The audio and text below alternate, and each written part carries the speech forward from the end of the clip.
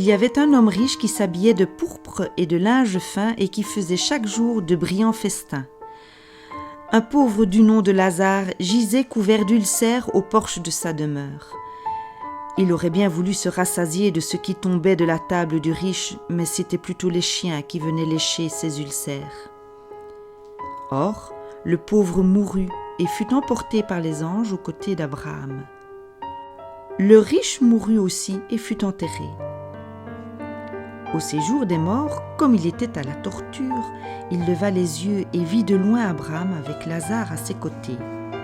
Alors il s'écria : « Abraham, mon père, aie pitié de moi et envoie Lazare tremper le bout de son doigt dans l'eau pour me rafraîchir la langue, car je souffre le supplice dans ces flammes. » Abraham lui dit : « Mon enfant, souviens-toi que tu as reçu ton bonheur durant ta vie, comme Lazare le malheur.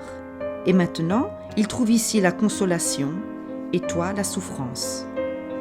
De plus, entre vous et nous, il a été disposé un grand abîme, pour que ceux qui voudraient passer d'ici vers vous ne le puissent pas, et que de là non plus, on ne traverse pas vers nous. » Le riche dit : « Je te prie alors, Père, d'envoyer Lazare dans la maison de mon père, car j'ai 5 frères.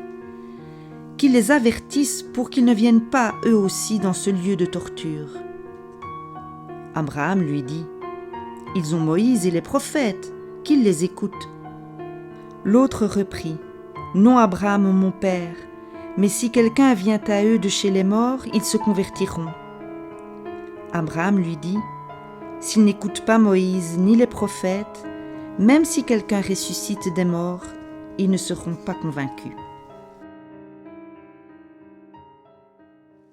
La parabole de Lazare et du riche est sans doute l'une des paraboles les plus connues de l'évangile de Luc, qui participe à la réflexion de l'évangéliste autour de la question des richesses.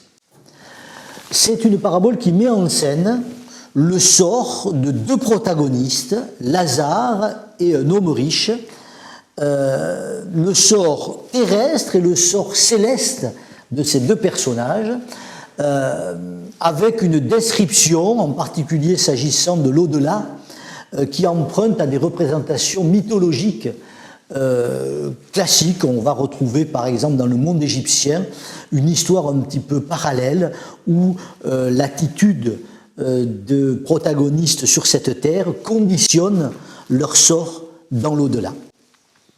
Et donc c'est une parabole très connue, très commentée dans l'histoire de l'Église, ce qui ne veut pas forcément dire qu'elle a toujours été bien interprétée. Je propose donc dans un premier temps de traverser un petit peu cette parabole dans son déroulé, et puis d'essayer d'interroger au fond ce qu'elle cherche à peut-être à nous dire au-delà des représentations de l'au-delà et de l'ici-bas qu'elle met en scène. Alors, l'histoire se déroule en 4 temps. Premier temps, les versets 19 à 21 qui met en scène 2 personnages aux antipodes. D'un côté, un homme riche qui s'habille de pourpre et de linge fin et qui fait chaque jour de brillants festins. Et de l'autre, un pauvre qui n'a rien pour se vêtir ni rien pour se nourrir, qui est au porche de la demeure du riche et qui aurait bien voulu manger ce qui tombait de la table du riche, mais c'est plutôt les chiens qui venaient lécher ses ulcères. Donc vous voyez, le contraste est frappant. C'est dans une situation initiale qui est dans une sorte d'opposition absolue, mais, et ça c'est un point qu'il nous faut retenir pour la suite de l'interprétation, sans aucun jugement moral. Contrairement à la façon dont nous avons de qualifier la parabole, à aucun moment on nous dit que le riche est mauvais. On dit souvent la parabole de Lazare et du mauvais riche. Non, c'est la parabole de Lazare et du riche. Par contre, on constate, comme on le fait souvent, que le riche n'a pas de nom, alors que Lazare porte un nom que l'on traduit habituellement, Lazare et Léazar, comme mon aide vient de Dieu. Donc, vous voyez déjà, il y a un contraste qui se met en place. D'un côté, un homme dont l'identité est dans ses possessions, et de l'autre, un homme dont l'identité est dans le nom, ce nom le reliant quelque part à Dieu. Bien. Deuxième élément de la parabole, eh bien, au fond, une fois qu'on a campé le décor, voilà comment vivent l'un et l'autre, au fond, le nœud qui va faire tout basculer, Verset 22, le pauvre meurt et le riche aussi. Verset 23, renversement de situation. Si on va plus dans le détail, le pauvre meurt et est aussitôt emporté par les anges du côté d'Abraham. Le riche meurt et est enterré. La situation se renverse. Et au séjour des morts, comme il était à la torture, le riche voit de loin Abraham avec Lazare à ses côtés. Pour l'auditeur de cette parabole, au fond, il y a une sorte d'apaisement classique qui est donné. Le sort de l'un est inverse de ce qu'il avait sur terre. S'ensuit ensuite un dialogue tout à fait étonnant dans les versets 24 à 26. En fait, le dialogue va jusqu'au verset 31, mais il est en deux temps, 24-26 dans un premier temps et 27-31 dans un second temps. Au premier temps de dialogue, le riche implore pour lui-même. Deuxième temps du dialogue, le riche va implorer pour ses frères qui sont restés sur terre. D'abord, donc, le riche implore pour lui-même. Au fond, il demande à Abraham d'autoriser Lazare de venir le rafraîchir. Alors là, on est vraiment dans les images classiques de l'enfer, hein, où ça brûle d'un côté, et puis le paradis, en quelque sorte, où tout va bien. Et au fond, Abraham lui répond, en quelque sorte, et c'est tout le tragique de la situation, il n'y a aucune possibilité de passer d'un côté à l'autre. Hein, il a été disposé entre vous et nous un grand abîme, pour que ceux qui voudraient passer d'ici vers vous ne le puissent pas, et que de là non plus, on ne traverse pas vers nous. C'est un peu comme si on disait, de la même manière qu'il n'y a pas eu de passage entre Lazare et toi de ton vivant, il n'y a pas de passage ici entre Lazare et toi. Alors il y a une sorte de rétribution assez terrible. Deuxième tentative du riche, alors envoie Lazare dans la maison de mon père, car j'ai 5 frères, qu'il les avertisse. Et réponse d'Abraham, alors en 2 temps, ils ont Moïse et les prophètes, ça suffit.